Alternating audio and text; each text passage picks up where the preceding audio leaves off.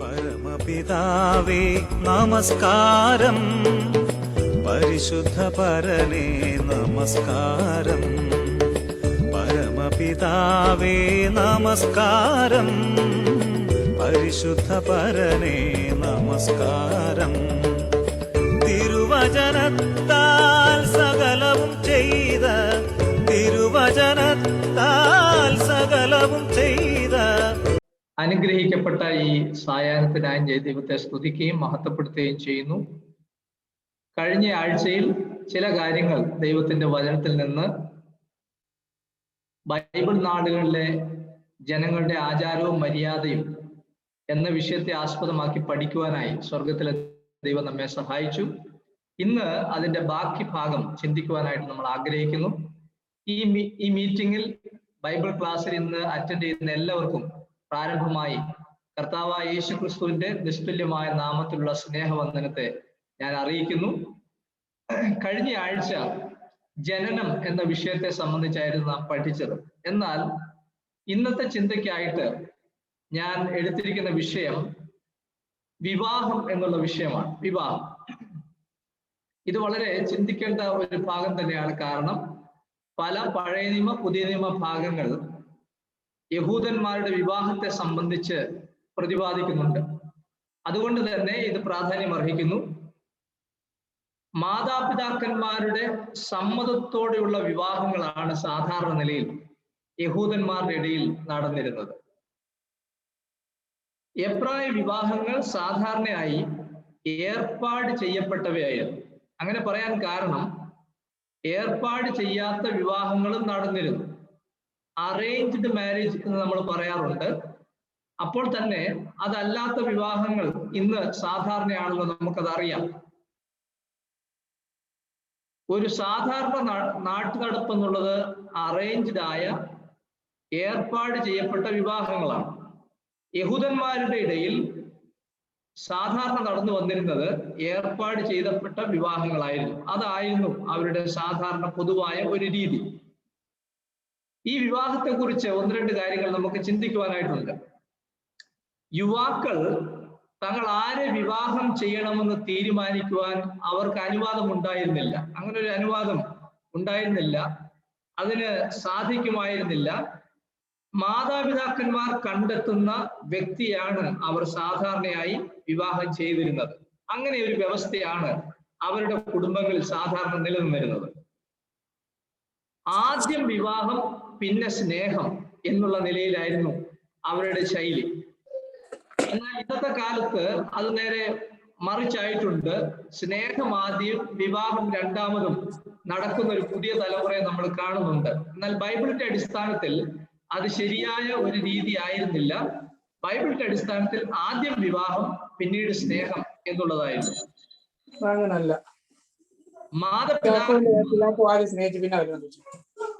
മാതാപിതാക്കന്മാർ പരിഗണിക്കുന്നില്ല എന്ന് ഇതിനർത്ഥമില്ല. ആരോ സംസാരിക്കുന്നുണ്ട്, അതൊന്ന് മ്യൂട്ട് ചെയ്യുവാണെങ്കിൽ നന്നായിരുന്നു വിചാരിക്കുന്നു. അപ്പൊ ഇതിനർത്ഥം മക്കളുടെ ഇഷ്ടത്തിനനുസരിച്ച് മാതാപിതാക്കന്മാർ നീങ്ങിരുന്നില്ല എന്നല്ല. എന്ന് പറഞ്ഞു കഴിഞ്ഞാൽ മക്കള് ആഗ്രഹിച്ച കാര്യങ്ങളെ പൂർണ്ണമായി അവർ അവഗണിച്ചു എന്നതിനർത്ഥമില്ല. കാരണം ഉദാഹരണം ബൈബിളിൽ തന്നെ ഉണ്ടല്ലോ. ഉൽപ്പത്തി പുസ്തകം 24-ാമത്തെ അധ്യായം അതിന്റെ 58-ാമത്തെ വാക്യം വായിക്കുമ്പോൾ റബേക്കയോട് അവളുടെ താല്പര്യം ചോദിച്ചറിയുന്ന മാതാപിതാക്കന്മാരെ കുറിച്ച് നമുക്ക് കാണാൻ കഴിയുന്നുണ്ട്. റബേക്കയോട് അവളുടെ താല്പര്യം ചോദിക്കുന്ന മാതാപിതാക്കന്മാർ. എങ്ങനെയാണ് വാക്യം? അവർ റബേക്കയെ വിളിച്ച് അവളോട്, നീ ഈ പുരുഷനോടുകൂടെ പോകുന്നുവോ എന്ന് ചോദിച്ചു. ഞാൻ പോകുന്നു എന്ന് അവൾ പറഞ്ഞു. അപ്പോൾ അവൾക്ക് താല്പര്യമുണ്ടോ എന്ന് അവർ ഉറപ്പ് വരുത്തിയിരുന്നു എന്ന വാക്യത്തിൽ നിന്ന് നമുക്ക് മനസ്സിലാക്കുവാനായിട്ട് കഴിയുന്നുണ്ട്. മാതാപിതാക്കന്മാർ ഇങ്ങനെ മക്കൾക്ക് വേണ്ടി അവരുടെ ഭാര്യയെയോ ഭർത്താവിനെയോ കണ്ടെത്തുന്നത് ഒരു അധികാരമായി, അവകാശമായി, ഉത്തരവാദിത്തമായി അവർ അന്നത്തെ കാലത്ത് കണ്ടിരുന്നു. മാതാപിതാക്കന്മാർക്കെതിരായി നീങ്ങിയതുകൊണ്ട് ഏശാവ് കഷ്ടപ്പെട്ടു പോയതായി നാം വായിക്കുന്നുണ്ട്. ഉദാഹരണം ഉൽപ്പത്തി പുസ്തകം 26-ാമത്തെ അധ്യായം അതിന്റെ 34-35 വാക്യങ്ങൾ. അതെങ്ങനെയാ വായിക്കുന്നത്? ഇവർ ഇസഹാക്കിനും റബ്ബെക്കയ്ക്കും മനോവ്യസന കാരണമായിരുന്നു. ഏശാവിന്റെ വിവാഹം മാതാപിതാക്കന്മാർ ഇഷ്ടപ്പെട്ടില്ല എന്നാണ് അതിന്റെ അർത്ഥം. കാരണം മാതാപിതാക്കന്മാരുടെ ഇഷ്ടത്തിന് വിപരീതമായി ഏശാവ് സഞ്ചരിച്ചത് കൊണ്ടാണ് അത് സംഭവിച്ചത്. എന്നാൽ ബൈബിൾ പഠിക്കുമ്പോൾ തന്നെ ഇങ്ങനെയൊക്കെയാണ് കാര്യങ്ങളെങ്കിലും വിവാഹത്തിന് മുമ്പുള്ള സ്നേഹബന്ധങ്ങളും നിലനിന്നിരുന്നതായി ബൈബിൾ ചരിത്രം രേഖപ്പെടുത്തി തരുന്നുണ്ട്. ഉദാഹരണമായി യാക്കോബും റാഹേലും അവര് സ്നേഹബന്ധത്തിലായി വിവാഹത്തിന് മുമ്പ് എന്ന് നാം വായിച്ച് മനസ്സിലാക്കുന്നുണ്ട്. ശിംശോൻ തിമ്നക്കാരിയെ സ്നേഹിച്ചു. ന്യായാധിപന്മാരുടെ പുസ്തകം 14-ാം അധ്യായം അതിന്റെ 2-ാമത്തെ വാക്യം. അതുപോലെ തന്നെ മീഖൽ ദാവീദിനെ സ്നേഹിച്ചു. 1 ശമൂവേൽ 18-ന്റെ 20-ാമത്തെ വാക്യം. കുടുംബജീവിതത്തിലെ പ്രധാനപ്പെട്ട 3 സംഭവങ്ങൾ ഉണ്ടായിരുന്നു. വിശേഷ സംഭവങ്ങൾ എന്ന് തന്നെ നമുക്ക് പറയാം. അതിൽ ഒന്ന് ജനനം, നമ്മൾ നേരത്തെ കഴിഞ്ഞ ക്ലാസ്സിൽ പഠിച്ചു കഴിഞ്ഞു. 2-ാമത്തത് വിവാഹമാണ്. 3-ാമത്തത് മരണം. ഇങ്ങനെ 3 പ്രധാന വിശേഷങ്ങൾ ഒരു കുടുംബ ജീവിതത്തിൽ സംഭവിക്കുക ഉണ്ട്. അതിനെ അവര് വിശേഷമായി അന്നത്തെ കാലത്ത് കണ്ടിരുന്നു. ഇവയിൽ വിശേഷമേറിയത് വിവാഹം തന്നെയായിരുന്നു. ഏറ്റവും വിശേഷപ്പെട്ടതായി അവർ കണ്ടിരുന്നത് വിവാഹമാണ്. ഇനി വിവാഹത്തിലേക്ക് കടക്കുമ്പോൾ തന്നെ നാം അറിയേണ്ട ഒരു കാര്യം, ഈ വിവാഹത്തിന് 2 ഘട്ടങ്ങളുണ്ട്. വിവാഹം എന്ന് ഒറ്റ-ഒന്നല്ല, 2 ഘട്ടങ്ങളായിട്ടാണ് വിവാഹത്തെ കണ്ടിരുന്നത്. അതിൽ ഒന്നാമത്തത് വിവാഹ നിശ്ചയം എന്നുള്ളതാണ്. ഒന്നാമത്തത് വിവാഹ നിശ്ചയമാണ്. അതിനെ ബിട്രോത്തൽ എന്ന് വിളിക്കാം. അവരുടെ ഭാഷയിൽ ഹിദുഷിം എന്നാണ് അവരതിനെ വിളിച്ചിരുന്നത്. അക്ഷരികമായ വിവാഹത്തിന് മുമ്പ്, യഥാർത്ഥമായ വിവാഹത്തിന് മുമ്പ് നടക്കേണ്ടിയിരുന്ന ഒന്നായിരുന്നു വിവാഹ നിശ്ചയം. വിവാഹം പോലെ തന്നെ ഇരുവരെയും ബന്ധിപ്പിക്കുന്ന ഒന്നായിരുന്നു ഈ വിവാഹ നിശ്ചയവും എന്ന് നാം അറിയേണ്ടത് ആവശ്യമാണ്. വിവാഹത്തിന് മുമ്പ്, നിശ്ചയത്തിന് മുമ്പ് വിവാഹത്തിനുള്ള വാക്ക് കൊടുക്കുന്ന ഒരു കാര്യം കൂടി ഉണ്ടായിരുന്നു. അത് യഹൂദന്മാരെ സംബന്ധിച്ച് വിവാഹത്തിന്റെ പ്രതിജ്ഞ അഥവാ ഒരു കരാർ എന്ന് അറിയപ്പെട്ടിരുന്നു. വിവാഹ പ്രതിജ്ഞ, ഒരു വാക്ക് കൊടുക്കുകയാണ്. 2 പേർ തമ്മിൽ വിവാഹം കഴിക്കുവാനായിട്ട് പോകുന്നു എന്നൊരു വാക്ക് നിശ്ചയത്തിന് മുമ്പ് നടക്കുന്ന ഒരു കാര്യമാണ്. ഇത്തരത്തിലുള്ള ഒരു പ്രതിജ്ഞ അല്ലെങ്കിൽ ഒരു കരാറ് അത് നിറവേറപ്പെടണം എന്ന് നിർബന്ധമില്ല. കാരണം ഇത് കേവലം ഒരു സമ്മതമാണ്. 2 പേർ തമ്മിൽ വിവാഹം കഴിക്കുവാനുള്ള ഒരു സമ്മതമാണ്. അപ്പൊ ഈ കരാറ് അഥവാ ഈ പ്രതിജ്ഞ അത് നിറവേറപ്പെടണം നിർബന്ധമില്ല. എന്നാൽ വിവാഹ നിശ്ചയം അങ്ങനെയുള്ളതല്ല. ഇത് കേവലം വാക്ക് കൊടുക്കുന്നതല്ല, അതുപോലെ തന്നെ ഒരു കരാറല്ല, മറിച്ച് വിവാഹത്തിന് തുല്യമായി ഇരുവരെയും ബന്ധിപ്പിക്കുന്നതും അന്തിമവുമായ ഒന്നായിട്ടാണ് ഈ വിവാഹ നിശ്ചയത്തെ അവര് ആ കാലത്ത് കണ്ടിരുന്നത്. പുരാതന എബ്രായർ വിവാഹ നിശ്ചയത്തെ വാക്കാലുള്ള വാച്യമായ ഒരു ഉടമ്പടി എന്ന് തന്നെ അവർ കണ്ടിരുന്നു. അപ്പൊ അത്രത്തോളം പ്രാധാന്യം അർഹിക്കുന്ന ഒന്നായിട്ടാണ് ഈ വിവാഹ നിശ്ചയത്തെ അവര് കണ്ടിരുന്നത്. ഇനി വിവാഹ നിശ്ചയം ചെയ്യപ്പെട്ട ഒരു സ്ത്രീ അല്ലെങ്കിൽ ഒരു യുവതി നിശ്ചയിക്കപ്പെട്ട പുരുഷന്റെ ഭാര്യ എന്ന നിലയിൽ തന്നെയാണ് കണ്ടിരുന്നത്. അങ്ങനെയാണ് പൊതുജനം ആ സ്ത്രീയെ കണ്ടിരുന്നത്. നിശ്ചയിക്കപ്പെട്ട പുരുഷന്റെ ഭാര്യയായി തന്നെയാണ് അവൾ അറിയപ്പെട്ടിരുന്നത്.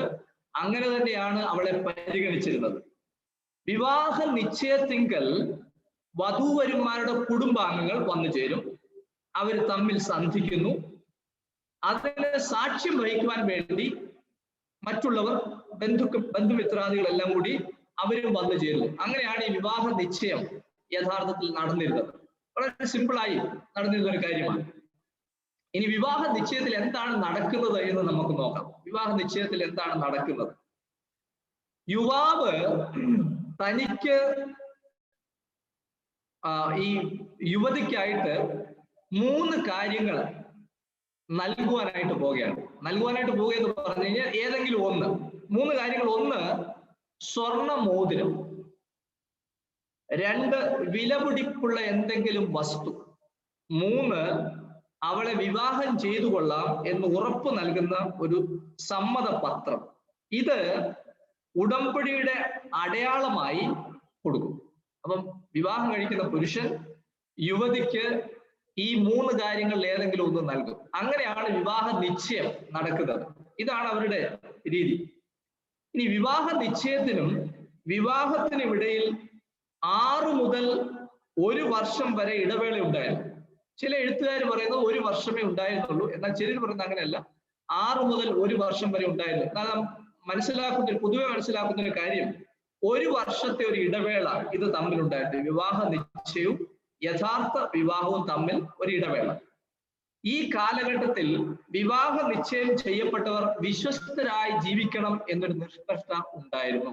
വളരെ പ്രാധാന്യമായി അതിനെ അവർ കണ്ടിരുന്നു. വിവാഹ നിശ്ചയത്തിൽ ഏർപ്പെട്ടവർ വളരെ വിശ്വസ്തയോടെ ഈ 1 വർഷക്കാലം ജീവിക്കണമായിരുന്നു.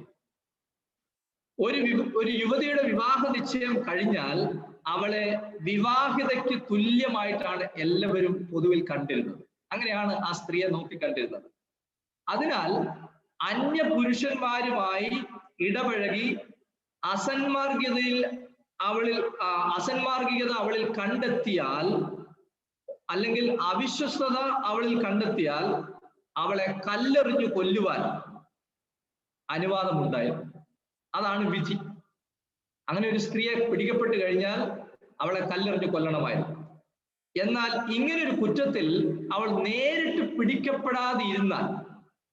പിടിക്കപ്പെട്ടില്ല, പക്ഷേ ഈ വിവാഹം കഴിക്കുന്ന പുരുഷന് അവളെ സംബന്ധിച്ച് സംശയമുണ്ട്, അവളുടെ കന്യാത്വത്തിൽ സംശയമുണ്ടെങ്കിൽ നിശ്ചയമായും അവന് ഈ വിവാഹ ഉടമ്പടിയിൽ നിന്ന് പിൻവാങ്ങുവാനുള്ള അനുവാദവും ഉണ്ടായി. അതാണ് അവരുടെ ഒരു രീതിയായി നാം മനസ്സിലാക്കുന്നത്. ഇതിന് ഏറ്റവും നല്ല ഉദാഹരണമാണ് മത്തായിയുടെ സുവിശേഷം 1-ാം അധ്യായം 18-19 വാക്യങ്ങൾ.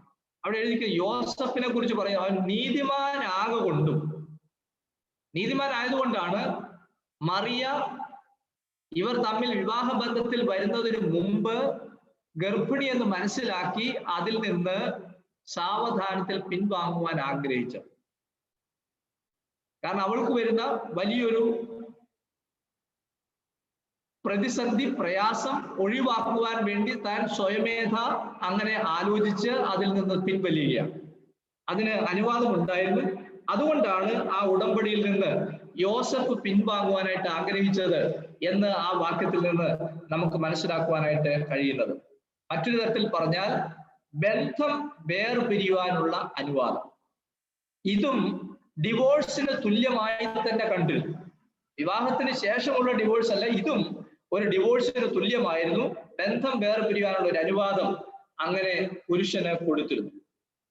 വിവാഹ നിശ്ചയത്തിനും വിവാഹത്തിനും ഇടയിലുള്ള കാലഘട്ടത്തിൽ ഇരുവരും താമസിക്കുവാനുള്ള ഒരു വീട് പണിയണം. അത് പുരുഷന്റെ ഉത്തരവാദിത്വമായിരുന്നു. അപ്പൊ വീട് പണിയുക എന്നുള്ളതാണ് ഈ കാലഘട്ടത്തിൽ നടക്കുന്ന ഒരു പ്രധാനപ്പെട്ട കാര്യം. ആ ഉത്തരവാദിത്വം ഈ പുരുഷനിൽ നിക്ഷിപ്തമായിരുന്നു. അദ്ദേഹം തന്നെ വീട് പണിയും. അപ്പൊ നമ്മുടെ ചോദ്യം, എന്താണ് സ്ത്രീ ചെയ്യേണ്ടത്?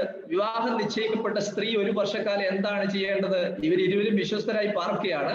സ്ത്രീക്ക് മറ്റൊരു വലിയ ഉത്തരവാദിത്വം ഉണ്ടായിരുന്നു. ആ ഉത്തരവാദിത്വം എന്നുള്ളത് വിവാഹ വസ്ത്രങ്ങൾ നെയ്യുക അല്ലെങ്കിൽ തുന്നുക എന്നുള്ള ചുമതലയായിരുന്നു. അതാണ് അവളുടെ ഡ്യൂട്ടി. വധുവിന്റെ കുടുംബക്കാരാണ് വിവാഹ സദ്യ തയ്യാറാക്കേണ്ടിയിരുന്നത്. അപ്പൊ ഇത്രത്തോളം കാര്യങ്ങളാണ് ഉത്തരവാദിത്വമായി നമുക്ക് ഇവരെ സംബന്ധിച്ച് കാണുവാനായിട്ട് കഴിയുന്നത്. ഇനി വിവാഹ നിശ്ചയത്തിൽ ഏർപ്പെട്ട പുരുഷന് ഒരു ഇളവ് ബൈബിളിൽ നാം കാണുന്നുണ്ട്. എന്താണ് ആ ഇളവ്? നമുക്ക് ഒരു വാക്യം ആവർത്തന പുസ്തകം 20-ാമത്തെ അധ്യായം അതിന്റെ 7-ാമത്തെ വാക്യത്തിൽ നിന്നും വായിക്കാം. അവിടെ ഇങ്ങനെ എഴുതിയിരിക്കുന്നത്, ആരെങ്കിലും ഒരു സ്ത്രീയെ വിവാഹത്തിന് നിശ്ചയിച്ച് അവളെ പരിഗ്രഹിക്കാതെ ഇരിക്കുന്നുവെങ്കിൽ അവൻ പടയിൽ പട്ടുപോവുകയും മറ്റൊരുത്തൻ അവളെ പരിഗ്രഹിക്കുകയും ചെയ്യാതിരിക്കേണ്ടതിന് അവൻ വീട്ടിലേക്ക് മടങ്ങിപ്പോകട്ടെ. അപ്പോൾ ഇവിടെ വിവാഹ നിശ്ചയം കഴിഞ്ഞ ഒരു പുരുഷന് ദൈവവചനം അല്ലെങ്കിൽ അവരുടെ അന്നത്തെ സമൂഹം ഒരു ഇളവ് കൽപ്പിച്ചിരുന്നു. ആ ഇളവ് എന്നുള്ളത് പടയിൽ ചേരേണ്ട, പട്ടാളത്തിൽ നിന്ന് പിൻവാങ്ങുവാനുള്ള അനുവാദമുണ്ട് 1 വർഷത്തേക്ക്. കാരണം അവൻ വിവാഹിതനാകാൻ പോകുന്ന ആളാണ്. പടയിൽ പെട്ട് മരിച്ചു പോകുവാൻ അവനെ കുറിച്ച് ആഗ്രഹിക്കുന്നില്ല. അതുകൊണ്ട് ഒരു ഇളവ് ഉണ്ടായിരുന്നു. ഇനി വളരെ രസകരമായ ഒരു കാര്യം എന്നുള്ളത്, പലപ്പോഴും വിവാഹ നിശ്ചയം കഴിഞ്ഞിരിക്കുന്ന സ്ത്രീ, ചെയ്യപ്പെട്ടിരിക്കുന്ന സ്ത്രീ തന്നെ വിവാഹം കഴിക്കുവാൻ പോകുന്ന പുരുഷനെ വിവാഹ ദിവസം വരെ കാണാൻ സാധ്യത വളരെ കുറവായിരുന്നു. അങ്ങനെ ഒരു അനുവാദം അവരുടെ ഇടയിൽ ഉണ്ടായിരുന്നില്ല, അങ്ങനെ ഒരു പരിപാടി അവരുടെ ഇടയിൽ ഉണ്ടായിരുന്നില്ല. നമ്മുടെ നാട്ടിലെ രീതിയെ വെച്ച് എത്ര വ്യത്യസ്തമായ ഒരു കാര്യമാണ്. ഇന്നത്തെ കാലത്ത് വിവാഹ നിശ്ചയം കഴിഞ്ഞു കഴിഞ്ഞാൽ ഇനി ഏതെങ്കിലും തരത്തിൽ അവര് തമ്മിൽ ഇങ്ങനെ വിവാഹം കഴിക്കാൻ പോകുന്നു എന്ന അറിവുണ്ടായാൽ തന്നെ ഫോൺ നമ്പർ വാങ്ങുകയും വിളിക്കുകയും സംസാരിക്കുകയും മെസ്സേജ് അയക്കുകയും ഒക്കെ തുടങ്ങിയ കാര്യങ്ങൾ നമ്മുടെ നാട്ടിൽ നടക്കുകയാണ്. പക്ഷെ ഇവിടുത്തെ കാര്യം എന്നുള്ളത്, ഈ വിവാഹ നിശ്ചയം കഴിഞ്ഞൊരു സ്ത്രീയെ താൻ ആരെ വിവാഹം കഴിക്കുന്നു എന്ന് വ്യക്തമായൊരു ആളെ അറിയാം എന്നല്ലാതെ തമ്മിൽ കാണുവാനോ അല്ലെങ്കിൽ ആ വ്യക്തി ആരാണെന്ന് യഥാർത്ഥത്തിൽ മനസ്സിലാക്കുവാൻ വിവാഹം വരെ കാത്തിരിക്കണം. അതാണ് സ്ഥിതി. അങ്ങനെ ഒരു കാര്യം അവരുടെ നാട്ടിൽ അന്നത്തെ കാലത്ത് ഉണ്ടായിരുന്നു. അപ്പൊ നമ്മളിപ്പോൾ വരെ പഠിച്ചത് അല്ലെങ്കിൽ ഇപ്പോൾ വരെ ചിന്തിച്ചത് വിവാഹ നിശ്ചയം എന്നുള്ള കാര്യമാണ്. വിവാഹ നിശ്ചയം. ഇനി രണ്ടാമത്തെ ഘട്ടം, വിവാഹ നിശ്ചയത്തിന് ശേഷം വരുന്നതാണ് വിവാഹം, യഥാർത്ഥ വിവാഹം, അക്ഷരികമായ വിവാഹം എന്നുള്ളത്. അതെന്താണ്, എങ്ങനെ നടന്നിരുന്നു എന്ന് നമുക്കൊന്ന് ചിന്തിക്കാം. നാം മനസ്സിലാക്കുവാൻ ആഗ്രഹിക്കുന്ന ഒരു കാര്യമാണ്. കാരണം ബൈബിളിൽ പലയിടങ്ങളിൽ വിവാഹത്തെ സംബന്ധിച്ച് പ്രതിപാദിച്ചിട്ടുണ്ട്. വിവാഹത്തിന് ആഘോഷങ്ങൾ വളരെയധികമുണ്ട്. അപ്പൊ ഈ ആഘോഷങ്ങള് ആരംഭിക്കുന്നത് ഇരുൾ വീഴുന്ന സമയത്താണ്. വിവാഹം തുടങ്ങുന്നത് തന്നെ ഇരുൾ സമയത്താണ്, വൈകുന്നേരങ്ങളിലാണ്. കാരണം ആ സമയത്താണ് വരൻ വധുവിന്റെ ഗൃഹത്തിലേക്ക് പോകുക. വടക്കീങ്കിലൊക്കെ താമസിക്കുന്ന ആളുകൾക്കറിയാം അവിടെയുള്ള വിവാഹം എങ്ങനെയാണ് നടക്കുന്നതെന്ന്. നമ്മുടെ നാട്ടിൽ സൗത്ത് ഭാഗത്ത് നടക്കുന്നത് വളരെ വിഭിന്നമായ നിലയിലുള്ള ഒരു വിവാഹ ആഘോഷമാണ് വടക്ക് ഇന്ത്യൻ സംസ്ഥാനങ്ങളിൽ നടക്കുന്നത്.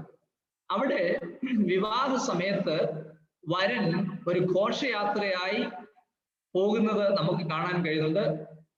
അതവിടെ സർവ്വസാധാരണമായ ഒരു കാഴ്ചയാണ്. അപ്പൊ അതിന് തുല്യമായ ഒരു കാര്യം തന്നെയാണ് യഹൂദന്മാരുടെ ഇടയിലും അല്ലെങ്കിൽ പൗരസ്ത്യ ദേശങ്ങളിലും നടന്നു വന്നിരുന്നത് എന്ന് കാണാൻ കഴിയുന്നുണ്ട്.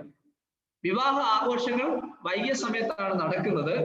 വരൻ ആദ്യമായി വധുവിന്റെ വീട്ടിലേക്ക് പോവുകയും വധുവിനെ അവളുടെ വീട്ടിൽ നിന്ന് തന്റെ ഭവനത്തിലേക്ക് കൊണ്ടുവരികയും ചെയ്ത് ആണ് പതിവ്. അതാണ് യഥാർത്ഥത്തിൽ നടക്കുന്ന വിവാഹം. വിവാഹം ഓൾറെഡി നിശ്ചയിച്ചു കഴിഞ്ഞു. പിന്നെ അവർ ചെയ്യുന്നത്, വരൻ വധുവിന്റെ വീട്ടിലേക്ക് പോയി അവളെ സ്വീകരിച്ച് തന്റെ പിതാവിന്റെ ഗൃഹത്തിലേക്ക്, അവന്റെ ഗൃഹത്തിലേക്ക് കൊണ്ടുവരുന്നതാണ് യഥാർത്ഥത്തിൽ നടക്കുന്ന വിവാഹം. അപ്പൊ ഈ വരനെ കുറിച്ച് നമുക്ക് നോക്കാം. എന്തൊക്കെയാണ്, എങ്ങനെയാണ് ഇദ്ദേഹം ഒരുങ്ങുന്നത് എന്ന് നോക്കാം. വരൻ ഒരു രാജാവിനോളം തന്നെ ചമഞ്ഞ് ഒരുങ്ങും. അത്രത്തോളം വളരെ പ്രാധാന്യത്തോടെയാണ് വിവാഹത്തിന്റെ ഒരുക്കങ്ങൾ നടക്കുന്നത്. വരനെ സംബന്ധിച്ച് അദ്ദേഹം ചെയ്യുന്ന ഒരു കാര്യം, തലയിൽ ഒരു കിരീടം ധരിക്കും. ആ കിരീടം 3 തരത്തിലാകും. സ്വർണം കൊണ്ടുള്ളതാകാം, വെള്ളി കൊണ്ടുള്ളതാകാം, അല്ലെങ്കിൽ പുഷ്പ കിരീടമാകാം. ഈ 3 തരത്തിലുള്ള ഏതെങ്കിലും ഒന്നായിരിക്കും അദ്ദേഹം ധരിക്കുക. ഇനി ധനവാനായ ഒരു മനുഷ്യനാണെങ്കിൽ തങ്ക കിരീടം, സ്വർണത്തിന്റെ കിരീടമായിരിക്കും അദ്ദേഹം ധരിക്കുക. എന്നാൽ ദരിദ്രനാണെങ്കിൽ അവൻ പുഷ്പ കിരീടമോ അല്ലെങ്കിൽ പുഷ്പമാലയോ ധരിച്ചിട്ടാണ് ഈ പ്രൊസഷനിൽ, ഘോഷയാത്രയിൽ പങ്കെടുക്കുന്നത് എന്ന് കാണാൻ കഴിയുന്നുണ്ട്. നോർത്ത് ഇന്ത്യയിലൊക്കെ ഞാൻ കണ്ടിട്ടുണ്ട് വിവാഹത്തിനുള്ള വരൻ നോട്ടുമാലകൾ ധരിച്ച് പ്രത്യക്ഷപ്പെടുന്നത്. അത് അവരുടെ നാട്ടിൽ ഒരു സർവ്വസാധാരണമായ കാര്യമാണ്. നമ്മുടെ നാട്ടിൽ അങ്ങനെ ഒരാൾ പ്രത്യക്ഷപ്പെട്ട് കഴിഞ്ഞാൽ അതൊരു കൗതുകകരമായ കാഴ്ചയായിട്ട് നമുക്ക് തോന്നും. എന്നാൽ അവരുടെ നാട്ടിൽ നോട്ടുമാലകൾ ഇട്ട് വരൻ പ്രത്യക്ഷപ്പെടുന്നതായിട്ട് കാണാം. നമ്മുടെ ഇടയിൽ, ഹൈന്ദവരുടെ ഇടയിൽ പൂ കൊണ്ടുള്ള പുഷ്പമാല ധരിച്ച വരനെ നമ്മൾ കണ്ടിട്ടുണ്ട്. എന്നാൽ അതിന്റെ വ്യത്യസ്തമായ ഒരു കാര്യമാണ് ഇവിടെ പൗരസ്ത്യ ദേശത്തെ ആളുകളെ സംബന്ധിച്ച് നമുക്ക് കാണാൻ കഴിയുന്നത്. ഇനി വധുവിന്റെ ഒരുക്കം എങ്ങനെയാണ് അത് നമുക്ക് നോക്കാം. വധു ചിലവേറിയ ചമയങ്ങളാണ് ധരിക്കുക. വൈവിധ്യമാർന്ന ചമയങ്ങളാണ് അവൾക്കുള്ളത് വധുവിന്. ഈ പെൺകുട്ടിക്ക്. അവളെ ഒരുക്കുവാൻ വളരെ സമയം അന്നത്തെ കാലത്ത് ചെലവിട്ടിരുന്നു. ഇന്നും അത് വ്യത്യസ്തമല്ല എന്ന് നമുക്കറിയാം. പൊതുവെ പുരുഷന്മാർ ഒരുങ്ങുന്നതിനേക്കാൾ അധികമായി സമയമെടുത്ത് വധുവിനെ, സ്ത്രീയെ അണിയിച്ചൊരുക്കുന്നതായിട്ട് നമുക്ക് കാണാൻ കഴിയുന്നുണ്ട്. ഇന്ന് ബ്യൂട്ടി പാർലറും കാര്യങ്ങളൊക്കെ അതിനുവേണ്ടി സജ്ജമാണ്. അങ്ങനെ ഒരു രീതിയാണ് നമ്മുടെ നാട്ടിലുള്ളത്. എന്നാൽ അന്നത്തെ കാലത്തും അത് തന്നെയായിരുന്നു സ്ഥിതി. വളരെ സമയമെടുത്ത് നന്നായി അവളെ ചമയിച്ച് ഒരുക്കുന്ന ഒരു രീതി അവരുടെ നാട്ടിൽ ഉണ്ടായിരുന്നു. കുളിച്ച് ശുദ്ധിയായി സുഗന്ധ തൈലം പൂശി മനോഹരമായി വസ്ത്രം ധരിച്ച് ആഭരണ വിഭൂഷിതയായിട്ട് കുടുംബാംഗങ്ങളുടെ അനുഗ്രഹാശിഷുകൾ ഏറ്റുവാങ്ങി വിവാഹത്തിന് വേണ്ടി അവൾ ഒരുങ്ങും. അങ്ങനെയാണ് ഈ സ്ത്രീയെ വിവാഹത്തിന് വേണ്ടി ഒരുങ്ങുന്നത്. അവൾക്കൊരു ശിരോവസ്ത്രം കൊണ്ട് ഉണ്ടാകും. ആ ശിരോവസ്ത്രം കൊണ്ട് അവളുടെ മുഖം മൂടും. ഈ ശിരോവസ്ത്രത്തിന്റെ ഒരു സൈഡ്, ഒരു ഭാഗം അത് മുഖത്തേക്ക് ഇട്ട് അവളുടെ മുഖം മൂടിയിട്ടാണ് വരന് വേണ്ടി അവൾ കാത്തിരിക്കുക. എസെക്കിയേൽ പ്രവാചകന്റെ പുസ്തകം 16 11 12 വാക്യങ്ങൾ നിങ്ങൾക്ക് അത് നോട്ട് ചെയ്യാം, പിന്നീട് വായിക്കാം. അങ്ങനെയാണ് വധു വരന് വേണ്ടി കാത്തിരിക്കുന്നത് എന്ന് കാണാൻ കഴിയും. ഇനിയാണ് വരന്റെ പുറപ്പാട്. എങ്ങനെയാണ് വരൻ വധുവിനെ സ്വീകരിക്കുവാൻ വേണ്ടി അവരുടെ ഭവനത്തിലേക്ക് പുറപ്പെടുന്നത്? അതിനെ വിവാഹ ഘോഷയാത്ര, വരന്റെ എഴുന്നള്ളത്ത് എന്നൊക്കെ നമുക്ക് വിളിക്കാം. അതാണ് നാം ഇപ്പോൾ നോക്കാനായിട്ട് പോകുന്ന കാര്യം. അപ്പൊ ഞാൻ ആദ്യം പറഞ്ഞതുപോലെ വരൻ തന്റെ പിതൃഭവനത്തിൽ നിന്ന് തന്റെ സുഹൃത്തുക്കളുടെ അകമ്പടിയോടുകൂടി ഒരു പ്രത്യേക സമയത്ത്, വൈകുന്നേരങ്ങളിൽ, ആ സമയം വളരെ നിശ്ചിതമല്ല, അവരെ സഞ്ചരിച്ച് ഇരുൾ വീഴുന്ന സമയത്ത്, വൈകിയ സമയത്ത് വധുവിന്റെ ഭവനത്തിലേക്ക്, ഗൃഹത്തിലേക്ക് അവർ സഞ്ചരിക്കും. ഒരു ഘോഷയാത്രയായി എല്ലാവരും സഞ്ചരിക്കുക. വരനെ കാത്ത് വധുവിന്റെ വീട്ടുകാർ ഇരിക്കും, അവർ കാത്തിരിക്കും. വരൻ വന്ന് വധുവിന്റെ വീട്ടിലേക്ക് വരൻ വന്ന് വരന്റെ വീട്ടിലേക്ക് ഈ വധുവിനെ കൊണ്ടുപോകും. അതിനു വേണ്ടിയിട്ടാണ് ആളുകളെ കാത്തിരിക്കുന്നത്. അപ്പൊ അവിടെ വെച്ചാണ് വിവാഹ ആഘോഷങ്ങൾ നടക്കുവാനായിട്ട് പോകുന്നത്. വരന്റെ വീട്ടിൽ വെച്ചാണ് ആഘോഷങ്ങളെല്ലാം നടക്കാനായിട്ട് പോകുന്നത്. അതുകൊണ്ട് ഒരു ഘോഷയാത്രയായിട്ടാണ് ഈ വധുവിനെയും കൊണ്ട് വരന്റെ ഭവനത്തിലേക്ക് അവര് മടങ്ങിപ്പോവുക. നമ്മൾ ചിന്തിക്കേണ്ട ഒരു കാര്യം, പൗരസ്ത്യ ദേശങ്ങളിലെ നഗരപാതകൾ സാധാരണ വൈകിയ സമയത്ത് ഇരുൾ നിറഞ്ഞതാണ്. കാരണം സ്ട്രീറ്റ് ലൈറ്റുകൾ ഇന്നത്തെ കാലത്താണ് ഉള്ളത്. അന്നത്തെ കാലത്ത് അങ്ങനെ സംവിധാനങ്ങളൊന്നും ഇല്ലായിരുന്നു. അതുകൊണ്ട് യാത്രക്കാർ വെളിച്ചം കരുതേണ്ടിയിരുന്നത് വളരെ അത്യാവശ്യമായിരുന്നു. അവർക്ക് എന്തെങ്കിലും വെളിച്ചം അവരുടെ കയ്യിൽ ഉണ്ടാകണമായിരുന്നു. ഉദാഹരണമാണ് നമുക്കറിയാം സങ്കീർത്തനം 119 105 വാക്യം. അത് ഇതിനോട് ബന്ധപ്പെട്ട് നമുക്ക് ചിന്തിക്കാം. നിന്റെ വചനം എന്റെ കാലിന് ദീപവും പാതയ്ക്ക് പ്രകാശവുമാകും. വളരെ പരിചിതമായ ഒരു വാക്യമാണ്. വിവാഹത്തോടനുബന്ധിച്ചല്ല, അന്നത്തെ കാലത്ത് ജനങ്ങൾ എപ്പോഴും സന്ധ്യയിൽ അവർക്ക് വിളക്ക് കരുതിയിരുന്നു. കാരണം മറ്റ് സംവിധാനങ്ങൾ ഇല്ലാതിരുന്നത് കൊണ്ട് നിശ്ചയമായും അവർ കയ്യിൽ വിളക്ക് കരുതണമായിരുന്നു. ഇനി ഈ ഘോഷയാത്ര എങ്ങനെയാണ്? ക്ഷണിക്കപ്പെട്ടവർക്ക് ഈ ഘോഷയാത്രയിൽ ഉടനീളം പങ്കെടുക്കുവാനുള്ള അനുവാദം അന്നത്തെ കാലത്തുണ്ടായിരുന്നു. ക്ഷണിക്കപ്പെട്ട ആളുകളാണ് ഈ ഘോഷയാത്രയിൽ പങ്കെടുത്ത് മുന്നോട്ട് പോകുന്നത്. എന്നാൽ കയ്യിൽ ദീപമില്ലാതെ അഥവാ വെളിച്ചമില്ലാതെ വരന്റെ ഭവനത്തിലേക്ക് പ്രവേശനം ആരെയും അനുവദിച്ചിരുന്നില്ല. അത് യാതൊരു തരത്തിലും സാധ്യമല്ലായിരുന്നു. വരന്റെ ഭവനത്തിലേക്ക് പ്രവേശിക്കണമെങ്കിൽ നിശ്ചയമായും ഘോഷയാത്രയിൽ ഉള്ളവരുടെ കയ്യിൽ വിളക്ക് ആവശ്യമായി. ഇതിന് നല്ലൊരു ഉദാഹരണമാണ് മത്തായിയുടെ സുവിശേഷം 25 അധ്യായം 1 മുതൽ 13 വരെയുള്ള വാക്യങ്ങൾ. നിങ്ങൾക്ക് പരിചിതമായ ആ ഭാഗം ഞാനതിപ്പോൾ വായിക്കുന്നില്ല. എന്നാൽ നിങ്ങൾക്ക് അറിയുന്നത് കൊണ്ട് അവിടെ നാം കാണുന്നത് 10 കന്യകമാരാണ്. 10 കന്യകമാരുടെ ഉപമ യേശു കർത്താവ് പറയുകയാണ്. അതിൽ നമ്മൾ കണ്ടു 5 പേര് അവരെണ്ണ കരുതിയിരുന്നു, എന്നാൽ 5 പേരുടെ കയ്യിൽ എണ്ണ ഇല്ലായിരുന്നു എന്ന് നമുക്ക് കാണാൻ കഴിയുന്നു. അപ്പോ ആ ഭാഗം വായിച്ചു വരുമ്പോൾ കർത്താവ് പറയുന്നത്, മണവാളൻ വരുന്നു എന്നുള്ള ഉണ്ടായി കഴിഞ്ഞപ്പോൾ സംഭവിച്ചത്, ഈ എണ്ണ കരുതിയിട്ടില്ലാത്തവർക്ക് അതിൽ പങ്കെടുക്കുവാൻ കഴിയാതെ പോയി. മണവാളനും മണവാട്ടിയും വന്ന് വരന്റെ ഭവനത്തിലേക്ക് പ്രവേശിച്ചു, വാതിലടഞ്ഞു. അവർക്ക് പ്രവേശിക്കുവാനായിട്ട് കഴിഞ്ഞില്ല. ഈ 5 പേർക്ക് പ്രവേശിപ്പാൻ കഴിഞ്ഞില്ല എന്ന് നാം വായിച്ച് മനസ്സിലാക്കുകയാണ്. അപ്പൊ ഇത് ഈ ഭാഗത്തോടനുബന്ധിച്ച് ചിന്തിക്കുവാൻ കഴിയുന്ന ഒരു കാര്യത്തിന് ഒരു വാക്യമാണ്. അപ്പൊ വരൻ വധുവുമായി തന്റെ ഗൃഹപ്രവേശനം നടത്തുമായിരുന്നു. അതാണ് പ്രധാനപ്പെട്ട ഒരു കാര്യം. വധുവിനെയും കൊണ്ട് വരൻ തന്റെ ഭവനത്തിലേക്ക് വന്ന് തന്റെ ഭവനത്തിലേക്ക് പ്രവേശിക്കുന്നതാണ് ഏറ്റവും പ്രധാനപ്പെട്ട കാര്യം. ഈ വിവാഹം നടന്നു കഴിഞ്ഞാൽ ഏറ്റവും പ്രധാനപ്പെട്ട കാര്യം അതാണ്. ഇദ്ദേഹം പോയി വധുവിന്റെ വീട്ടിൽ നിന്ന് അവളെ കൂട്ടിക്കൊണ്ട് തന്റെ സ്വഭവനത്തിലേക്ക് കൊണ്ടുവരുന്നു. അതാണ് ഏറ്റവും പ്രധാനപ്പെട്ട ആഘോഷം. ആ സമയത്താണ് ഈ 5 പേരുടെ കയ്യിൽ വെളിച്ചമില്ലാതെ പോയത് എന്ന് നാം കാണുകയാണ്. അതുകൊണ്ട് അവർക്ക് മണവാളന്റെ കൂടെ പ്രവേശനം നിഷേധിക്കപ്പെട്ടു. അവരെ പുറത്തേക്ക് തള്ളിക്കളഞ്ഞു. അവർക്ക് ഒരിക്കലും പ്രവേശിപ്പാനായിട്ട് കഴിഞ്ഞില്ല എന്ന് കാണുക. എന്നാൽ വിളക്ക് കരുതിയിരുന്നവർ അവർക്ക് പ്രവേശനം സാധ്യമായി എന്ന് കാണുക. ഇത് ഒരു കാത്തിരിപ്പിനെ സംബന്ധിച്ചാണ് യേശു കർത്താവ് പറഞ്ഞത്. അതിന്റെ പ്രാധാന്യം അന്നത്തെ ആളുകൾക്ക് വളരെയധികം വ്യക്തമായിരുന്നു. എന്നാൽ നമ്മളെ സംബന്ധിച്ച് മനസ്സിലാക്കണമെങ്കിൽ ഇങ്ങനൊരു പഠനം ആവശ്യമാണ്. ഇല്ലെങ്കിൽ അതെന്തുകൊണ്ടാണ് എന്ന് വ്യക്തമായി മനസ്സിലാക്കുവാൻ നമുക്ക് ബുദ്ധിമുട്ടുണ്ട്. യേശു പറഞ്ഞപ്പോൾ അന്നുള്ള ആളുകൾക്ക് അത് വ്യക്തമായി മനസ്സിലായി. അവരതിന്റെ ഗൗരവത്തെ ഏറ്റെടുത്തു. അവർക്ക് ആ ഒരുക്കം ആവശ്യമാണ് എന്നാണ് കർത്താവ് പറഞ്ഞത് എന്നവർ വ്യക്തമായി മനസ്സിലാക്കി എന്ന് കാണുകയാണ്. ഇനി സങ്കീർത്തന പുസ്തകത്തിലും ഇതിന്റെ ഒരു ഭാഗം നമുക്ക് കാണാൻ കഴിയുന്നുണ്ട്. 45-ാമത്തെ സങ്കീർത്തനം 14-15 വാക്യങ്ങളാണ്. നിങ്ങൾക്ക് പരിചിതമായ വാക്യം ഞാനൊന്ന് വായിച്ചു കേൾപ്പിക്കാം. അവളെ ചിത്രത്തയ്യലുള്ള വസ്ത്രം ധരിപ്പിച്ച് രാജസന്നിധിയിൽ കൊണ്ടുവരും. അവളുടെ തോഴിമാരായി കൂടെ നടക്കുന്ന കന്യകമാരെയും നിന്റെ അടുക്കൽ കൊണ്ടുവരും. സന്തോഷത്തോടും ഉല്ലാസത്തോടും കൂടെ അവരെ കൊണ്ടുവരും. അവർ രാജമന്ദിരത്തിൽ പ്രവേശിക്കും. രാജാവിന്റെ വിവാഹം. അപ്പോൾ ഇങ്ങനെയാണ് വിവാഹം നടക്കുന്നത്. ഇതാണ് അന്നത്തെ കാലത്ത് നാട്ടു നടപ്പ് എന്ന് കാണുവാനായിട്ട് കഴിയുകയാണ്. ഇനി ഗൃഹപ്രവേശത്തിന് ശേഷം എന്താ നടക്കുക? ഈ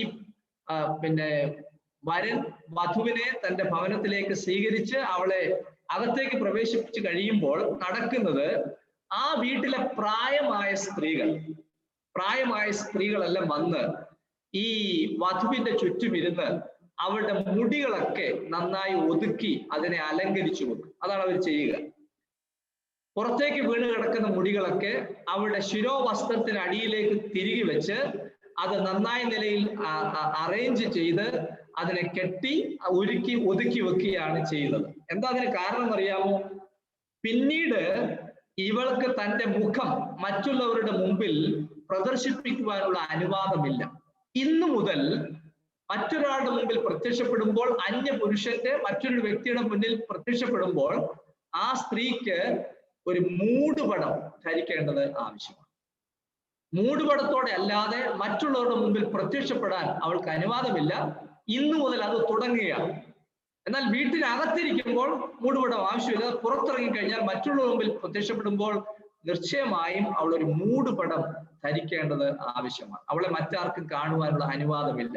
അപ്പൊ അതിന്റെ തുടക്കം എന്ന നിലയിലാണ് ഈ പ്രായമുള്ളവർ വന്ന മുടികളൊക്കെ ചീകി ഒതുക്കി മനോഹരമായി വെച്ച് ശിരോവസ്ത്രം കൊണ്ട് അവളുടെ മുടി മൂടി പിന്നീട് അവർക്ക് മറ്റുള്ളവരെ ദർശിക്കുവാനുള്ള അനുവാദം അവിടെ ഇല്ലാതാകുന്നത്. ഇങ്ങനെയാണ് സാധാരണ ഒരു വരന്റെ ഭവനത്തിൽ സംഭവിക്കുന്ന കാര്യങ്ങൾ. അപ്പൊ നമ്മൾ കണ്ടു വിവാഹത്തിന് മുമ്പ് നടക്കുന്ന വിവാഹ നിശ്ചയമാണ്. ആ വിവാഹ നിശ്ചയത്തോടനുബന്ധിച്ച് നടക്കുന്ന കാര്യങ്ങൾ നമ്മൾ കണ്ടു. അതിനുശേഷം നടക്കുന്നതാണ് വിവാഹം, യഥാർത്ഥ വിവാഹം. ഈ വിവാഹത്തിന്റെ പ്രധാനപ്പെട്ട കാര്യം എന്നുള്ളത് വരൻ വധുവിന്റെ വീട്ടിലേക്ക് പോയി അവളെ സ്വീകരിച്ച് തന്റെ സ്വഭവനത്തിലേക്ക് കൊണ്ടുവരുന്നതാണ്. കൊണ്ടുവന്ന് അവളെ അകത്തേക്ക് പ്രവേശിപ്പിക്കുന്നു. കൊണ്ടുവരുന്നത് ഒരു ഘോഷയാത്രയായിട്ടാണ്. അത് സായാഹ്നത്തിൽ നടക്കുന്നത് കൊണ്ട് വെളിച്ചങ്ങൾ അത്യാവശ്യമായിരുന്നു. അങ്ങനെയാണ് ഒരു ഘോഷയാത്രയായി തന്റെ ഭവനത്തിലേക്ക് വന്നിരുന്നത്.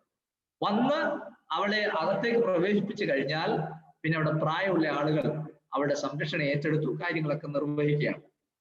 ഇനി ചിന്തിക്കേണ്ട ഒരു കാര്യം വിവാഹ സദ്യ അഥവാ വിവാഹത്തിന്റെ വിരുന്ന് എന്നുള്ളതാണ്. വിവാഹത്തിന്റെ സദ്യ അഥവാ വിവാഹത്തിന്റെ വിരുന്ന് എന്നുള്ള കാര്യമാണ്.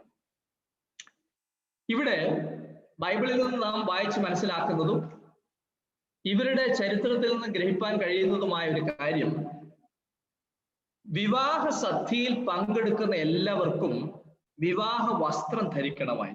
അതൊരു പ്രധാനപ്പെട്ട കാര്യം. വിവാഹ വസ്ത്രം നിർബന്ധമായി. മത്തായിയുടെ സുവിശേഷം 22-ാമത്തെ അധ്യായം 12-ാമത്തെ വാക്യത്തിൽ നമുക്കത് വ്യക്തമായി മനസ്സിലാക്കാൻ കഴിയും. നിങ്ങൾക്ക് പരിചിതമായ ഉപമയായതുകൊണ്ട് ഞാൻ ആ ഭാഗം വായിക്കാതെ വിടുകയാണ്. അവിടെ നാം വായിച്ച് മനസ്സിലാക്കുന്ന ഒരു കാര്യം, വിവാഹം നടക്കുന്ന സമയത്ത് വിവാഹ വസ്ത്രം ധരിക്കാത്ത ഒരുവനെ കണ്ടെത്തും. അവനെ പെട്ടെന്ന് തന്നെ അവര് ആ വിവാഹ സദ്യയിൽ നിന്ന് പുറത്തേക്ക് കൊണ്ടുവന്ന് വിവാഹ പന്തലിന് വെളിയിലേക്ക്, ഇരുളിലേക്ക് അവനെ എറിഞ്ഞു കളയുന്നതായിട്ട് നമ്മൾ വായിക്കുകയാണ്. ഇത് ഈ ഭാഗവുമായി ചിന്തിക്കുവാൻ കഴിയുന്ന ഒരു വാക്യം തന്നെയാണ്. നിർബന്ധമായും എല്ലാവരും വിവാഹ വസ്ത്രം ധരിക്കണമായിരുന്നു. വിവാഹ വസ്ത്രം അത്യാവശ്യമായിരുന്നു. ഇനി വിരുന്നുവാഴി എന്നൊരാള് ഈ വിവാഹത്തോടനുബന്ധിച്ച് ഈ വിരുന്നിനുണ്ടായിരുന്നു. അദ്ദേഹമാണ് അതിന്റെ തലവൻ. ഈ വിരുന്നെല്ലാം നിയന്ത്രിക്കുന്നയാളാണ് വിരുന്നുവാഴി. വിവാഹ സദ്യ അഥവാ വിവാഹത്തിന്റെ വിരുന്ന് നിയന്ത്രിച്ചിരുന്ന ആളാണ് വിരുന്നുവാഴി. ഇത് വ്യക്തമായി യോഹന്നാന്റെ സുവിശേഷം 2-ാം അധ്യായം അതിന്റെ 8-9 വാക്യങ്ങൾ വായിച്ചാൽ നിങ്ങൾക്ക് മനസ്സിലാക്കുവാനായിട്ട് കഴിയുന്നുണ്ട്. കാനാവിലെ കല്യാണത്തിങ്കൽ വീഞ്ഞ് തീർന്നു പോയി കഴിഞ്ഞപ്പോൾ വിരുന്നുവാഴിയാണ് യേശു കർത്താവ്, വിരുന്നുവാഴിയുടെ അടുത്തേക്കാണ് യേശു കർത്താവ് താൻ വെള്ളത്തെ വീഞ്ഞാക്കിയ ശേഷം ആ വീഞ്ഞിനെ കൊണ്ടു കൊടുക്കുവാനായിട്ട് പറയുന്നത്. കാരണം ഉത്തരവാദിത്വം അദ്ദേഹത്തിന്റെ കയ്യിലാണ്. അപ്പൊ അദ്ദേഹത്തിന്റെ കയ്യിൽ കൊടുത്തു. അദ്ദേഹം അതിശയിച്ചു പോയി എന്ന് നാം വായിക്കുന്നുണ്ട്. കാരണം ഇതിനെല്ലാം നിയന്ത്രിക്കുന്ന ഒരാള്, അറേഞ്ച് ചെയ്തിരിക്കുന്ന ആള്, അദ്ദേഹം ചോദിക്കും, ഇത് എങ്ങനെ സാധിച്ചു, ഇത്ര മേത്തരമായത് ഇതുവരെ എങ്ങനെ സൂക്ഷിച്ചു വെച്ചിരുന്നു എന്ന് മറ്റുള്ളവർ ചോദിക്കത്തക്ക നിലയിൽ ആ വീഞ്ഞ് തീർന്നു എന്നും നാം വായിച്ച് മനസ്സിലാക്കുന്നുണ്ട്. വിരുന്നുവാഴി അദ്ദേഹത്തിന് വേറൊരു ഉത്തരവാദിത്വം ഉണ്ടായിരുന്നു. നമ്മുടെ നാട്ടിൽ ഭക്ഷണത്തിന് സ്തോത്രം ചെയ്യുന്നത് പോലെ ഇതിനെ ആശീർവദിക്കുന്ന ഒരു ശുശ്രൂഷയും ഈ മനുഷ്യന് ഉണ്ടായിരുന്നു. അപ്പൊ ചുരുക്കത്തിൽ പറഞ്ഞാൽ എല്ലാത്തിന്റെയും ഉത്തരവാദിത്വം ഈ വിരുന്നുവാഴിയുടെ കീഴിലായിരുന്നു എന്ന് കാണുവാനായിട്ട് കഴിയുന്നുണ്ട്. ഇനി വളരെ കാര്യം, നമ്മുടെ നാട്ടിൽ വിവാഹ സദ്യകളിൽ അത് ഓഡിറ്റോറിയങ്ങളിലൊക്കെ ആണെങ്കിൽ പാട്ടോ ഗാനമേളയോ അല്ലെങ്കിൽ എന്തെങ്കിലും വിഷ്വൽ ആയിട്ടുള്ള പ്രദർശനമോ ഒക്കെ നടക്കുന്ന ഒരു കാലഘട്ടമാണെന്നുള്ളത്. അന്നത്തെ കാലത്ത് അതൊന്നും സജ്ജീകരിക്കുവാനായിട്ട് സാധ്യമല്ലായിരുന്നു. അതൊന്നും ഇല്ലാതിരുന്ന ഒരു കാലഘട്ടം. വളരെ വളരെ നൂറ്റാണ്ടുകൾക്ക് പിന്നിലുള്ള ഒരു ചരിത്രമാണ് നമ്മൾ പറയുന്നത്. അപ്പൊ അന്നത്തെ കാലത്തും ഇങ്ങനെ രസം, ഈ വിവാഹത്തിന്റെ രസം ആസ്വദിക്കുവാൻ ആളുകൾ ആഗ്രഹിച്ചു. അതുകൊണ്ട് അവർ ചെയ്തിരുന്ന ഒരു കാര്യം, കടങ്കഥകൾ അവർ ചോദിക്കുമായിരുന്നു. കടങ്കഥകൾ, വിവാഹ വിരുന്നിനോടനുബന്ധിച്ച് കടങ്കഥകൾ ഉണ്ടായിരുന്നു. അതൊരു സർവ്വസാധാരണമായ കാര്യമാണ്. ഇതിന് ഏറ്റവും നല്ല ഉദാഹരണം, നിങ്ങൾക്ക് ചരിത്രം അറിയാമല്ലോ, ന്യായാധിപന്മാരുടെ പുസ്തകം 14-ാമത്തെ അധ്യായം 12 മുതൽ 18 വരെയുള്ള വാക്യങ്ങൾ വായിക്കുമ്പോൾ അത് കാണാനായിട്ട് നമുക്ക് കഴിയുന്നുണ്ട്. അവിടെ കടങ്കഥ, ഒരു പ്രധാനപ്പെട്ട കടങ്കഥ നമുക്കവിടെ കാണാനായിട്ട് കഴിയുന്നുണ്ട്. അപ്പോൾ ഇങ്ങനെ അന്നത്തെ കാലത്ത് ഒരു അമ്യൂസ്മെന്റ് ആയി, ഒരു വിവാഹത്തിന് രസമായി അവർ ചെയ്തിരുന്നത് കടങ്കഥകൾ ചോദിക്കുക എന്നുള്ളതായിരുന്നു എന്ന് കാണാൻ കഴിയുന്നുണ്ട്. വിവാഹ സദ്യക്ക് ശേഷം വരൻ തൻ്റെ സുഹൃത്തുക്കളാൽ തനിക്കായി തയ്യാറാക്കപ്പെട്ട മണിയറയിലേക്ക് അല്ലെങ്കിൽ വീട്ടിലേക്ക് പ്രവേശിക്കും. അപ്പൊ ഇതെല്ലാം കഴിഞ്ഞു, വിവാഹ സദ്യകളെല്ലാം കഴിഞ്ഞതിന് ശേഷം വരൻ തനിക്ക് വേണ്ടി ഒരുക്കിയിരിക്കുന്ന മണിയറയിലേക്ക് അദ്ദേഹം പ്രവേശിച്ചു കഴിയുമ്പോൾ ആഘോഷങ്ങൾ ഒരല്പ നേരത്തേക്ക് അവിടെ തീരുകയാണ്. എന്ന് പറഞ്ഞാൽ അന്നത്തെ ആ വിവാഹത്തിന്റെ പ്രധാനപ്പെട്ട കാര്യങ്ങൾ അവിടെ തീരുകയാണ്. പക്ഷെ നമ്മളെ അതിശയിപ്പിക്കുന്ന ഒരു കാര്യം, വിവാഹം ഒരു ദിവസത്തേക്കുള്ളതല്ല. നമ്മളെ സംബന്ധിച്ച് ഒറ്റ ദിവസത്തേക്കുള്ളതാണ്. എന്നാൽ അന്നത്തെ ആളുകളെ സംബന്ധിച്ച് വിവാഹം 7 ദിവസത്തേക്ക് നീണ്ടു നിൽക്കുന്ന ഒരു ആഘോഷമായിരുന്നു. വളരെ പ്രധാനപ്പെട്ട കാര്യങ്ങൾ, ഈ സദ്യയും മറ്റാഘോഷങ്ങളും, ആളുകൾ വരികയും പോവുകയും ഒക്കെ ചെയ്യുന്ന ആ വിപുലമായ ആഘോഷങ്ങൾ 7 ദിവസത്തേക്ക് നിലനിന്നിരുന്ന ഒന്നാണ്. ഇത് നമ്മളെ അതിശയിപ്പിക്കുന്ന, ചിന്തിപ്പിക്കുന്ന ഒരു കാര്യമാണ്, അല്ലെ? നമ്മുടെ കാലത്ത് ഒരു വിവാഹം നടത്തണമെങ്കിൽ വലിയൊരു ചെലവാണ്. അത് 7 ദിവസത്തേക്ക് നീണ്ടു നിന്നു കഴിഞ്ഞാൽ നമ്മുടെ കാര്യം എന്തായി തീരും എന്ന് നമുക്കറിയാം. അത് വളരെ ബുദ്ധിമുട്ടുള്ള കാര്യമാണ്. അന്നത്തെ കാലത്ത് 7 ദിവസമായിരുന്നു. ഇത് ഒറീസ പോലുള്ള സംസ്ഥാനങ്ങളിൽ ഇന്നും നിലനിൽക്കുന്നതായി ചിലരോട് ചോദിച്ച് ഞാൻ മനസ്സിലാക്കിയിട്ടുണ്ട്. അവർ പറഞ്ഞത് അവരുടെ നാട്ടിലും ഈ വിവാഹ ആഘോഷങ്ങൾ ഇന്നും 7 ദിവസങ്ങളോളം നീണ്ടു നിൽക്കുന്നതാണ്. അപ്പൊ നമ്മൾ ചിന്തിക്കുക എങ്ങനെ അത് നടക്കും? കാരണം എല്ലാവരും അതിന് തക്കതായി പ്രാപ്തിയുള്ളവരല്ല. ഞാൻ ചോദിച്ച ആളുകൾ പിന്നെ സാമ്പത്തികമായി വളരെ പിന്നാക്കം നിൽക്കുന്ന ഒരു കൂട്ടം ആളുകളാണ്. അപ്പൊ അവര് പറഞ്ഞത് വിവാഹം എന്ന് പറയുന്നത് ആ ഗ്രാമത്തിന്റെ എല്ലാവരുടെയും ആഘോഷം, ഗ്രാമത്തിലെ സർവരുടെയും ആഘോഷമാണ് വിവാഹം. അപ്പൊ അവര് ചെയ്യുന്ന ഒരു കാര്യം, ഇന്ന് ഒരാള് അല്ലെങ്കിൽ ഒരു പ്രത്യേക കൂട്ടം ആളുകൾ, ആ ഗ്രാമത്തിൽ ഒരു കൂട്ടം ആളുകൾ വിവാഹത്തിന് വേണ്ട ചിലവുകൾ അവർ നിർവഹിക്കും. എന്ന് പറഞ്ഞാൽ ഈ 7 ദിവസം വീട്ടുകാരറിയാതെ തന്നെ വിവാഹത്തിന് വേണ്ട സദ്യവട്ടങ്ങൾ ഒരുക്കുകയാണ്. അവര് പറഞ്ഞത് ഒരു പ്രത്യേക ഗ്രൂപ്പ് ആളുകൾ ഒരു ദിവസത്തേക്കുള്ള ഭക്ഷണ സാധനങ്ങൾ ആ വിവാഹം നടക്കുന്ന വീട്ടിലേക്ക് കൊണ്ടുവരും. എന്നിട്ട് ആ ഗ്രാമത്തിലുള്ള ആളുകളെല്ലാം അവിടെ അന്ന് ചെലവിടുകയാണ്. അവർ വളരെ ആഘോഷമായി ഭക്ഷണ സാധനങ്ങളെല്ലാം തയ്യാറാക്കി കഴിക്കുകയും അവിടെ തന്നെ സ്റ്റേ ചെയ്യുകയും നന്നായ നിലയിൽ ആ വിവാഹത്തെ ആഘോഷിക്കുന്നു. അടുത്ത ദിവസം വേറൊരു കൂട്ടർ അതുപോലെ തന്നെ അരിയും പച്ചക്കറികളും മൃഗങ്ങളെയും കൊണ്ടുവരുന്നു. വീണ്ടും അടുത്തൊരു ഗ്രൂപ്പ്, ഇങ്ങനെ 7 ദിവസം അവർ തുടർമാനമായി ചെയ്ത് ആ വിവാഹത്തെ ആഘോഷമാക്കി മാറ്റുകയാണ്. അപ്പോൾ ഒരു ഗ്രാമത്തിന്റെ ആഘോഷമായി ആ വിവാഹം തീരുന്നു എന്ന് പറയുവാനായിട്ട് ഇടയായിട്ടുണ്ട്. ഇത് നമ്മുടെ നാട്ടിലും നടക്കുന്നു, എന്ന് പറഞ്ഞാൽ ഇന്ത്യയിൽ നടക്കുന്നു എന്ന് കാണുവാൻ കഴിയുന്നുണ്ട്. അപ്പൊ ഇതുപോലെ എന്തെങ്കിലും ഒരു സംവിധാനമായിരിക്കണം അന്നത്തെ കാലത്ത് അവരും ചെയ്തിരുന്നത്. ഈ ആഘോഷമാക്കി വിവാഹങ്ങളെ അവർ തീർത്തിരുന്നു. 7 ദിവസത്തേക്ക് ഇങ്ങനെ വിവാഹം നിന്നിരുന്നു എന്ന് കാണുവാൻ കഴിയുകയാണ്. ഇത് ഞാൻ നേരത്തെ ഓർമ്മപ്പെടുത്തിയ ശിംശോന്റെ കഥയിൽ നിന്നും നമുക്ക് ഗ്രഹിക്കാനായിട്ട് കഴിയുന്നുണ്ട്. അങ്ങനെ ഒരു ദിനത്തിലാണ് ശിംശോൻ ഈ ചോദ്യം, കടങ്കഥ ചോദിച്ചതായിട്ട് ആ ഭാഗത്ത് പറയുന്നത്. 7 ദിവസം നീണ്ടു നിന്നിരുന്ന ആഘോഷത്തിലാണ് ശിംശോൻ ഇങ്ങനെ ഒരു കടങ്കഥ അവിടെ പറയുന്നത്. ന്യായാധിപന്മാരുടെ പുസ്തകം 14-ാമത്തെ അധ്യായം വായിച്ച് നമുക്ക് മനസ്സിലാക്കുവാൻ കഴിയുന്നുണ്ട്. അപ്പോൾ അങ്ങനെയാണ് ആഘോഷങ്ങൾ അവരുടെ നാട്ടിൽ നിലനിന്നത്. എന്നാൽ അതിശയിപ്പിക്കുന്ന ഒരു കാര്യം, ആഘോഷങ്ങൾ 7 ദിവസമാണെങ്കിലും വിവാഹ നാളുകൾ എന്ന് പറയുന്നത് 30 ദിവസത്തേക്കുള്ളതായിരുന്നു. ഒരു മാസം. വിവാഹം എന്ന് പറയുന്നത്, വിവാഹ നാളുകൾ എന്ന് പറയുന്നത് 30 ദിവസത്തേക്ക് നീണ്ടു നിന്നിരുന്ന ഒന്നായിരുന്നു എന്നാണ് ചരിത്രത്തിൽ പറയുന്നത്. ഇനി ഞാൻ ആ ഭാഗം വിടുകയാണ്. അപ്പോൾ നമ്മൾ വിവാഹത്തെ കുറിച്ച് ചിന്തിച്ചു. വിവാഹത്തിൽ വധുവിന്റെയും വരന്റെയും റോളുകൾ, അവരുടെ ചമയങ്ങൾ എങ്ങനെ അവർ അലങ്കരിച്ചിരുന്നു എന്ന് നമ്മൾ കണ്ടു. ഇനി നാം നോക്കാനായിട്ട് പോകുന്നത്, നിങ്ങളെല്ലാം ചിന്തിക്കുന്ന ഒരു കാര്യമാണ്, എന്തായിരിക്കും സ്ത്രീധനം, എന്ത് കൊടുക്കും, അല്ലെ? സാധാരണ വിവാഹത്തോടനുബന്ധിച്ച് ആളുകളുടെ എല്ലാം ഒരു പ്രധാനപ്പെട്ട ചോദ്യമാണ്. അപ്പൊ സ്ത്രീധനത്തെ കുറിച്ച് നമുക്കൊന്ന് ചിന്തിക്കാം. ഇവരുടെ സ്ത്രീധനം എന്നുള്ളത് വളരെ വ്യത്യസ്തമാണ്. നമ്മുടെ ഇടയിൽ ഉള്ളതുപോലെ അല്ല. ഇവിടെ സ്ത്രീകളിൽ നിന്ന് പുരുഷൻ സ്ത്രീധനം കൈപ്പറ്റുന്നു. അങ്ങനെ ഒരു പതിവാണ് സൗത്ത് ഇന്ത്യയിൽ, നമ്മുടെ നാട്ടിൽ പ്രധാനപ്പെട്ട നിലയിൽ ഉള്ളത്. എന്നാൽ നമ്മൾ നോർത്ത് ഈസ്റ്റേൺ സംസ്ഥാനങ്ങളിലേക്ക് പോയി കഴിഞ്ഞാൽ, മണിപ്പൂർ, നാഗാലാൻഡ് പോലെയുള്ള സംസ്ഥാനങ്ങളിലേക്ക് പോയി കഴിഞ്ഞാൽ അങ്ങനെയല്ല. പിന്നെ അവരുടെ ശൈലി, അവർ ചെയ്യുന്നത് പുരുഷൻ സ്ത്രീക്കാണ് ധനം കൊടുക്കേണ്ടത്. അതേ ഒരു വ്യവസ്ഥ തന്നെയാണ് പൗരസ്ത്യ ദേശത്ത് നിലനിന്നിരുന്നത് എന്ന് കാണാൻ കഴിയുന്നു. വരൻ വധുവിന്റെ പിതാവിനാണ് ധനം കൊടുക്കുന്നത്. അതിനെ സ്ത്രീധനം എന്ന് വിളിക്കാൻ പറ്റുമോ എന്ന് നമുക്കറിയില്ല. എന്നിരുന്നാലും അങ്ങനെ ഒരു രീതിയാണ് അവരുടെ നാട്ടിൽ ഉണ്ടായിരുന്നത്. വരൻ വധുവിന്റെ പിതാവിന് ധനം അങ്ങോട്ട് കൊടുത്ത് ആ സ്ത്രീയെ തന്റെ സ്വന്തമാക്കുന്ന ഒരു രീതിയാണ് ഉണ്ടായിരുന്നത്. അതിനൊരു കാരണമുണ്ട്.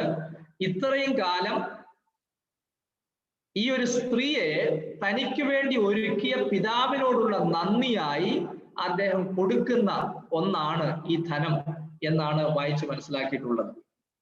ഇത് പണമാകണമെന്ന് നിർബന്ധമില്ല, പണമായിട്ട് തന്നെ കൊടുക്കണം എന്ന് നിർബന്ധമില്ല.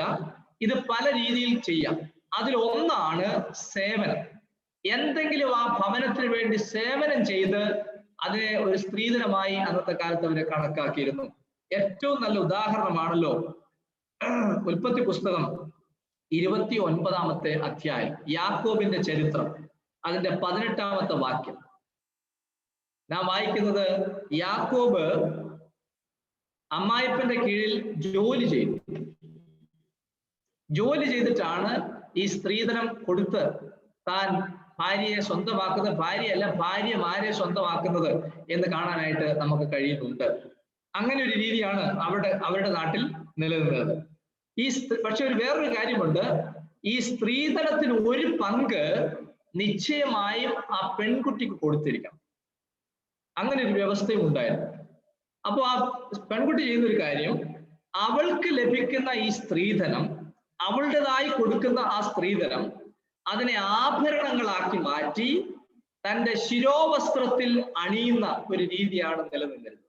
അതാണ് അവൾ ചെയ്തിരുന്നത്. അപ്പൊ അവൾക്ക് ലഭിക്കുന്ന സ്ത്രീധനം അതിനെ അവൾ ആഭരണങ്ങളാക്കി തൻ്റെ ശിരോവസ്ത്രത്തിൽ അണിയുക, ധരിക്കുക. അപ്പൊ അത് പൊതുവിലുള്ളവർ കാണുമ്പോൾ എത്രത്തോളം സ്ത്രീധനം അവൾക്ക് ലഭിച്ചു, അല്ലെങ്കിൽ ഈ പുരുഷൻ അവൾക്ക് എത്രത്തോളം ധനം നൽകിയാണ് അവളെ സ്വന്തമാക്കിയിരിക്കുന്നത് എന്ന് മറ്റുള്ളവരുടെ മുമ്പിൽ വെളിവാകുവാനായിട്ട് ഇടയായിത്തീരും. ഇതിന് നല്ലൊരു ഉദാഹരണം ബൈബിളിൽ നമുക്ക് കാണാൻ കഴിയുന്നുണ്ട്. ലൂക്കോസിന്റെ സുവിശേഷം 15-ാമത്തെ അധ്യായം. നിങ്ങൾക്ക് പരിചിതമായ ആ ഭാഗം ഞാൻ പറയുവാനായിട്ട് ആഗ്രഹിക്കുന്നു. അവിടെ യേശു കർത്താവ് 3 ഉപമകൾ പറഞ്ഞിട്ടുണ്ട്. അതില് 3 നഷ്ടപ്പെട്ടു പോയവയെ സംബന്ധിച്ച ഉപമകളാണ്. യേശു ഈ ഉപമ പറയാൻ ഒരു പ്രധാനപ്പെട്ട കാര്യമുണ്ട്. അത് നമുക്ക് ഈ ഉപമകളുടെ അവസാനത്തിൽ കാണുവാനായിട്ട് കഴിയുന്നുണ്ട്. നിങ്ങൾക്ക് നോക്കാം, അതിന്റെ 15-ാമത്തെ അധ്യായം അതിന്റെ 7-ാമത്തെ വാക്യത്തിന്റെ അവസാനം ഇങ്ങനെ പറഞ്ഞത്, യേശു ഇങ്ങനെ പറയുന്നത്, നിർത്തുന്നത് ആ ഉപമ. അതൊരു ആട് നഷ്ടപ്പെട്ടതിനെ കുറിച്ചാണ്. 100 ആടുകളിൽ 1 നഷ്ടപ്പെട്ടു. അതിന്റെ അവസാനം 7-ാമത്തെ വാക്യം നാം ഇങ്ങനെ വായിക്കുന്നുണ്ട്, മാനസാന്തരപ്പെടുന്ന ഒരു പാപിയെ ചൊല്ലി സ്വർഗത്തിൽ അധികം സന്തോഷം ഉണ്ടാകും എന്ന് ഞാൻ നിങ്ങളോട് പറയുന്നു.